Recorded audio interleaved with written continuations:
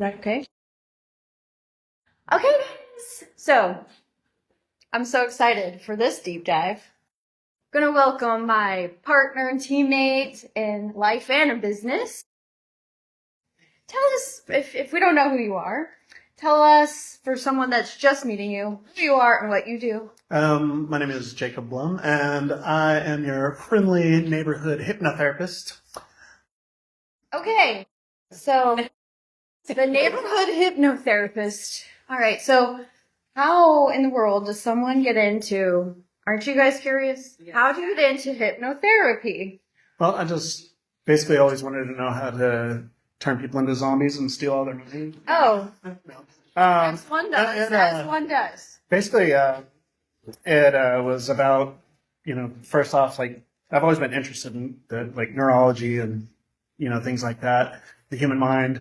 And I started off thinking, like most people probably do, that hypnotherapy is like fake, or it's just, they put people on stage and it's all pre-planned beforehand and, all that kind of stuff. And then I was working with a guy he was literally smoking like 2 or 3 packs a day. It was like he would start one up with the one he was just smoking. Yeah. And he had tried like all these things. He'd tried like Chantix. He'd tried like all this different stuff to quit smoking. And then one day he just like showed up to work and he was just done. And he said he quit smoking. He tried a hypnotherapist the day before and he never touched another cigarette again. And so I was like, that's crazy. So then like in my mind, I'm like, there has to be more to this. So I tried to, like I was researching it and, basically trying to prove it wrong. And in my attempts to prove it wrong, it turned out to be something that I would do for a living. And then, just seeing like the way that, I turned it into, it didn't start off to be what I wanted to do for a living, but then, just seeing the way that, you do with your patients and you have that one-on-one like care and connection and everything. I was like, I want to do that. And I want to be able to help people and make lasting changes and stuff that actually sticks. So then I just decided that, I was going to take it from a hobby to going full time with it. Okay, so, I mean, you are a very interesting individual. You know a lot about a lot of things, more than most people. My kids sometimes will be like, okay, Jacob, why does this work? Or what about this? Or what about that? What about that? He doesn't even ask me because you know everything about everything. Okay, so as far as being a hypnotherapist, because I'm kind of in this boat with you with doing this mind-body work. I do neuro-emotional technique and mind-body techniques. And so there's a little bit of misconceptions with that work, but not as many as with hypnotherapy. So would you say that that's probably the biggest obstacle that you have in your business? 100%. I mean, like, it's like, I always joke about it, but I mean, like, the only thing that people know about hypnotherapy is what you see in the movies, or you see, it's just like, I'm going to have some control over your brain, or I'm going to make you get up and start clucking like a chicken, or, something like that. And, so it's people just, they either think it's fake or they think that they're not able to be hypnotized, and it's a lot of like the people that are, like your PhDs or your like really analytical thinkers, think they're like, no, I can't, you can't get me. You can't get me. But I mean, it's like anybody can be hypnotized, literally anybody. And you do it multiple times a day. Like if anybody's ever been, like driving and you're zoned out and you forget to exit, that's hypnosis. That's, if you're reading a book and you just forget everything that's going on around you because you're concentrated on what you're reading and it's just enthralling you, that's hypnosis. Yeah. And so, I mean, it's just focusing on a certain thing and being able to relax enough to be able to get to that point. So I like because we collaborate and work with patients together, and I like how you kind of, when you first start working with the patient, which will kind of lead us into what that experience is like, but I like how you do tell them, like, okay, this is what it is, and this is what it is not. So I think it kind of dispels a lot of fears for people and makes them understand, like, it's going to be safe. I feel like that's isn't that the main point of, like, you want to feel safe? But you also, I mean, if you can quit smoking 3 packs of cigarettes in a day. Yeah.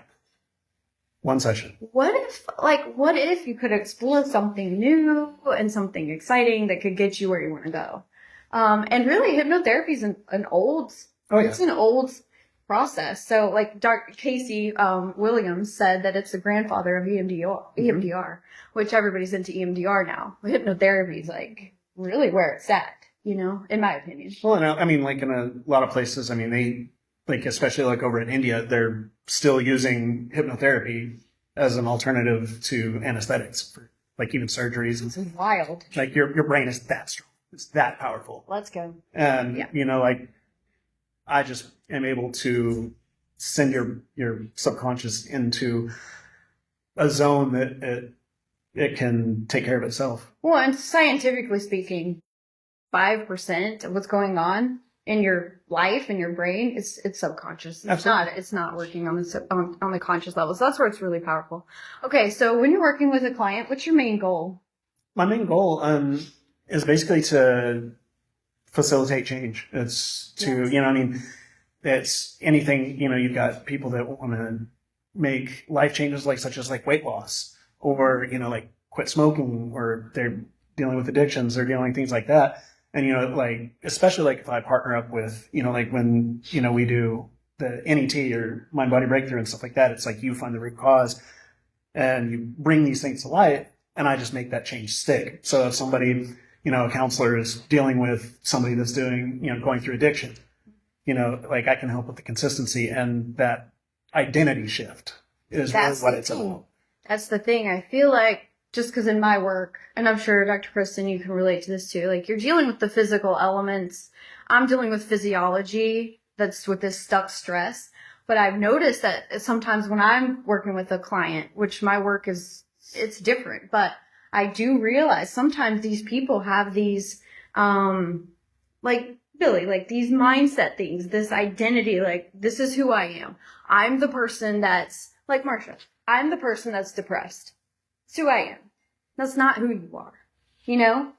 You're you. You don't have to identify with that. And so this is where this work becomes really powerful. You can eliminate those identity tags, is what I've been calling them. You're not the person that's depressed. You're not the person that has whatever disease. You're you. And if we can remove that this is very powerful work for that. Even my work, I feel is somewhat limited in making those identity shifts. So yeah, I mean, it's just like one of the patients that we had last week. One of the craziest things that I've ever seen is when we got done with our session, she came out and she literally told me, she said, after we changed this identity, because she hated the way she looked. She thought she was going to be alone forever. All of these things, she was never good enough. She was this or that. And then, when she came out and she just had tears just running down her face, and she didn't even realize it. She woke up and you could see that shift. And, she grabbed a Kleenex and she was wiping her eyes, and I was, checking on her and everything like that. And I was like, are you okay? Talk to me about what your experience was. And she tells me that when she was there, she got to face in the situation, and she said that she just met herself for the first time. That was incredible. And yeah, how can that not change your entire life? Yeah, that's what it's about. That's so exciting. And I was able to guide her into the things that she wanted and the goals that she to see who she wanted to become, and then just updating that software in her mind, in her subconscious, she was able to see herself in a different light. Yeah. And that's how you're able to make those changes. Getting rid of those limiting beliefs. 100%. For real. All right. So I know what I think makes your approach different, but I've not really experienced a lot of hypnotherapy. I've not experienced any hypnotherapy except for yours.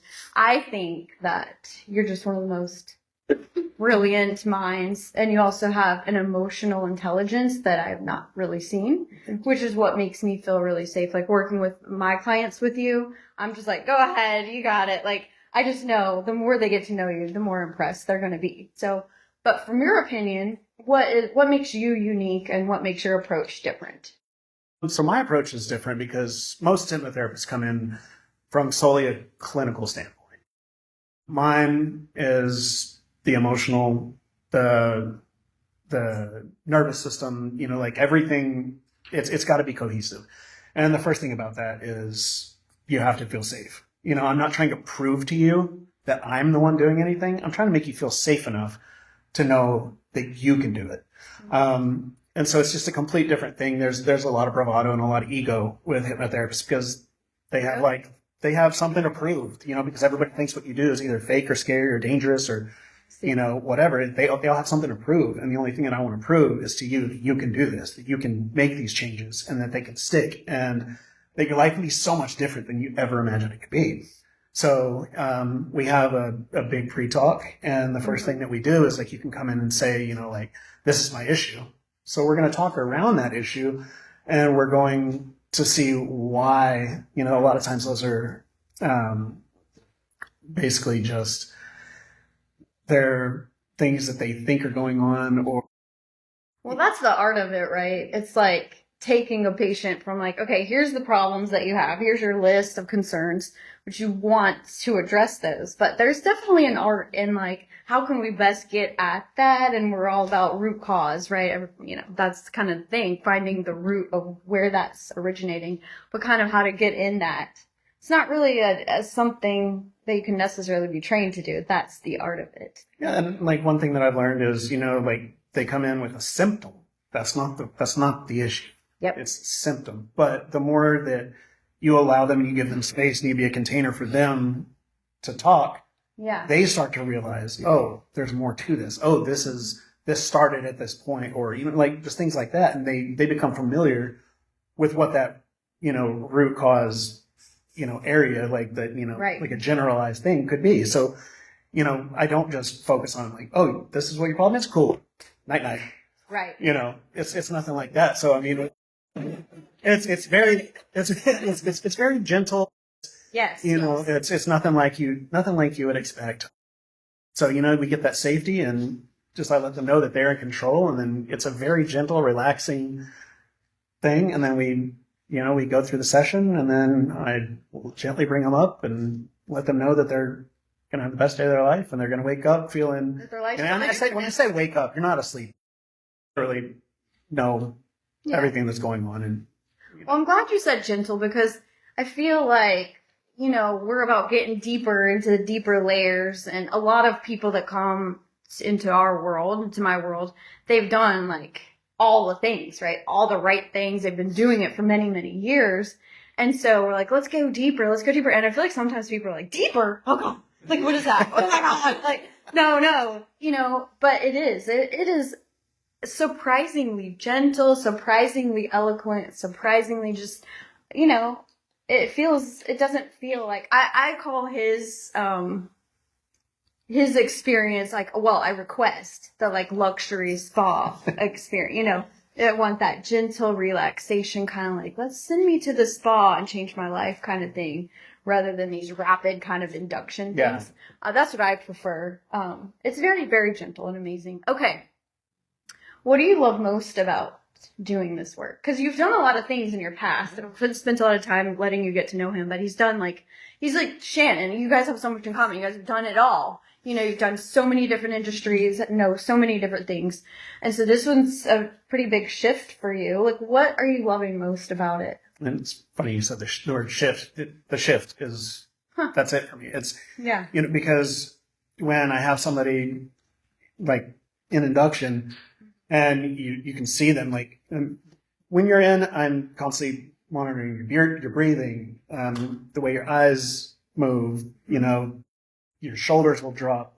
There's so many things that I have to focus on to make sure that you're good in that. But then, once you hit that, deep state of relaxation and everything, and then you can be working, you can see them working through things and becoming something different. And you see that shift. But then the second that I count up and I bring them back, and there's oh my God. And then it's every time it's something incredible they've experienced. They've, the revelations that they've had, or the identity of being I am good enough. I can do this. I'm not scared to do this. I'm not, all these things have been limiting them and holding them back. It's giving them a sense of freedom to just be who they are capable of being, Because anything that you want to be, anything, I know it sounds cliche, you can be anything that you want to be, but subconsciously, if you tell yourself that you are something, you are. Absolutely. And I help you believe that. And I help you know that subconsciously, because it's like, most people, when they come in, it's, they have these issues, and it's like trying to have a computer run with a virus. It's not going to do what it's supposed to do. It's got malware on there eating up things and putting things where they don't go and just completely scrambling your system. So I run basically like a software update, and it's just saying, okay, this is your old information. This is how you used to operate. This is what you do now. And which is what you want to do. Yes. There's always this like discrepancy, it seems, for people. Like, this is what I want to do, and this is what I'm actually doing. Mm-hmm. They might even know what to do. They're like, okay, I know that I should do this, but I'm not doing it. Right. So that kind of brings those two things into alignment. So you can actually do what you want to do, and you can actually be who you want to be. Yeah, and I mean, like, the thing about it is that, like, your subconscious, like, its number one job, its sole job is to keep you safe, to keep you alive. And the number one antagonist that, the nervous system or, your subconscious has is change. Because you've been operating, like, at one point in time, you get these thought patterns or these ways of, thinking, because at one time, that was how your subconscious said, this is how I'm going to protect you. Maladaptive coping strategy. Exactly. As everyone knows. As we say. But yeah, so I mean, it's just like at one point, like, that was vital to your survival, because, it's the fight or flight. It's the thing, like, like where I was telling him that, your subconscious and your nervous system you can't tell the difference in, not being able to, like, be on the playground and swing with your friends. Yep. Versus staring a hungry tiger right in the face. Yep. No difference in your subconscious. And so being able to help that kind of shift to get them to a new operating system. It's very, very, very powerful. Okay, when someone refers you, what kind of experience can they expect? So with a referral, like, what you can expect is if somebody is close enough to be talking to you about these kind of things, they're probably pretty important to you.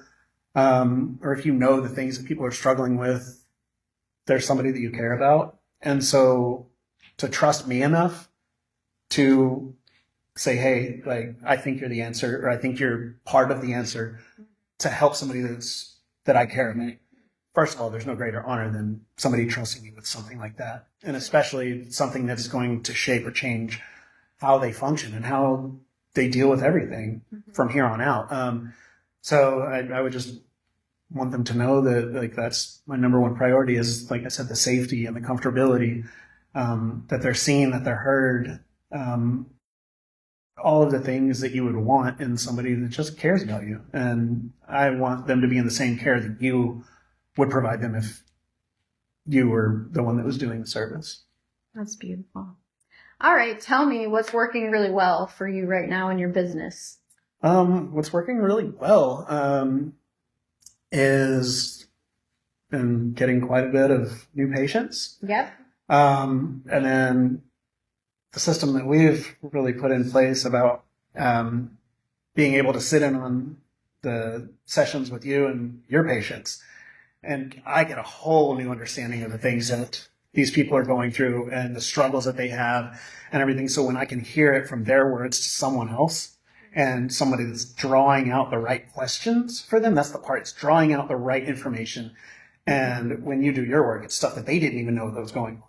So if it was just me doing that, I can work with what they know and what they're telling me. But now I'm able to do just mind-bending things with these people that, like, I would never be able to do and they would never be able to experience if it wasn't linked up with. Yeah. So when I do my work with my neuroemotional technique, I was just kind of summarizing to him, like, okay, we just did this session. So he's like on the telehealth thing. And I'm like, okay, Jacob, this is what we just covered. I found this emotion. I found this, I want to work on this. And then I would transfer that over. So now what we've done is now with a new patient, for their first experience with him, I'm asking their permission, of course, for Jacob to observe their NET session. So he's there for the entire 30-minute session and going through like what we're finding. And that's just leading into him like getting to know the patient, their main core issues, the specific things that we're finding, and then addressing those. So it's just like, it's been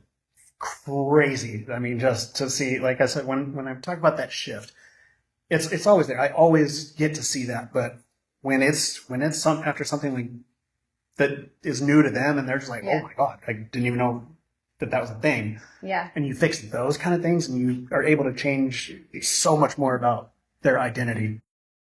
So using the physiology to get to some clarity, because people are like, I never would have thought about that being a problem with me today. That's right. Huge. And then making that subconscious shift is absolutely life-changing, for sure.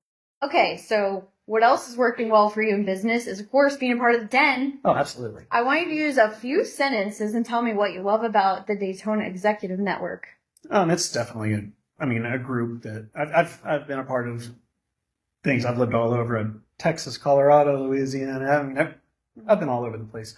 And networking has always been kind of something that I've loved to do, but it doesn't feel like you're in a networking group. It just feels like a bunch of people that, meet every week and they're just like, okay, what have you guys been up to this week? Tell me about your wins. Tell me about, it's very positive. And it's the difference in this group is that they don't want just to keep everything inside to the group. They want the group. How can we help the community? How can we help each other? How can I help, Kristen in being, helping the community? How can I help Billy, Shannon, anybody? Like Billy said last week, it's focusing on somebody to, like, you make it a point to help them, to help others. So, it's just multi-layered,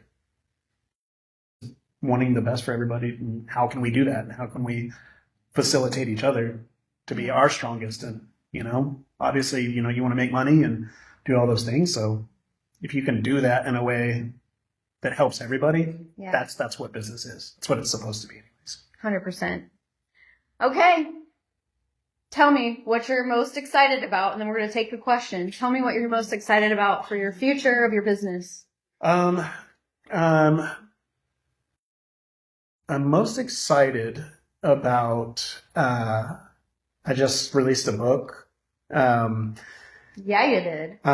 It's called The Anatomy of Us, and it's going to tie in pretty well to the things that we've actually got going on with our business. We're actually going to start doing couples retreats, and we're going to have totally different modalities that are going on, and it's not going to be just like for struggling couples. It's going to be, for new couples, for people that have, that when you look at them and they're the ones that have been together for 30 years and people say, how'd you do it?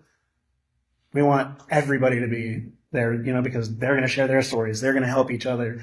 And then all of the people that we have coming in to do this. And it's going to be incredible. It's next level amazing. Because really, everything crosses over, right? Health, business, relationships, all those things kind of need to work holistically. Absolutely. And that's beautiful. And so I've been actually working on, always been like really into the philosophy of things. And so I've been working on a program of my own, and it's about identity. It's called Identity Trajectory. So basically, just like the quick thing of it is, so you've got the events that have taken place in your life, like in your past, that push you into, what your identity is. So that's your past pushes you. The present is your identity stability. That's who you are at this current moment. And then most people look at their future self as somebody that they can get to, or I want to be this or I want to be that. So what identity trajectory does is it reshapes that whole thought of the future and turns that into identity gravity. So you're actually your future person that you want to be is actually pulling you towards becoming that. So you create this avatar in your mind about this is who I'm going to be. And you think of things like they've already happened. And you reverse engineer that person and say, how did I become this person? Not how did I become this person? And that affects your behavior. It affects your decisions. It affects everything. And in each action, what would they do? 100%. What would the future version we do? And so basically you have like two forces of gravity, your past and your future. Which one do you choose? And so this new program will help align you with being who you've already become in the future.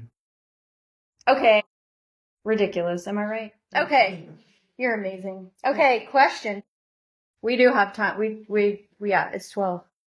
Does anybody want to ask a quick question?